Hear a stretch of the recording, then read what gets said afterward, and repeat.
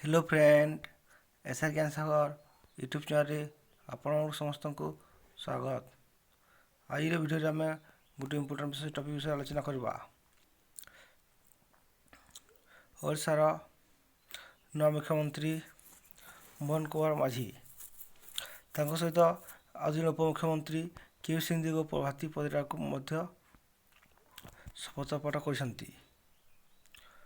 दीर्घ 24 वर्ष पर ओडिशार बीजेडी सरकार शासन कर। तेज चलतु किए से उप मुख्यमंत्री शपथ पाठ कर विषय आलोचना करवा।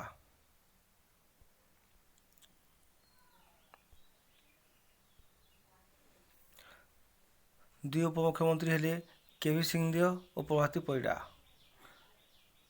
मुख्यमंत्री मोहन कुमार माझी सह शपथ पाठ कर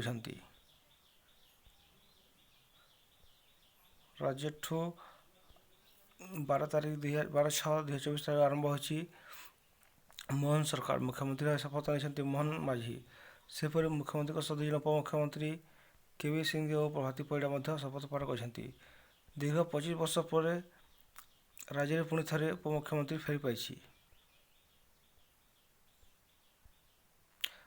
तेरे बीजेपी यही शपथ समारोह में प्रधानमंत्री नरेंद्र मोदी, अमित शाह, बीजेपी नड्डा, योगी आदित्यनाथ, नितिन गडकरी, ओडिशा पूर्वतन मुख्यमंत्री नवीन पट्टनायक समस्त जोग देते। 25 वर्ष काल पर्यंत ओडिशा रे उपमुख्यमंत्री नथिले। 25 वर्ष पर ओडिशा रे बीजेपी सरकार दुई उपमंत्री देखा मिल। आज वीडियो ये नेक्स्ट वीडियो आने। थैंक यू, धन्यवाद।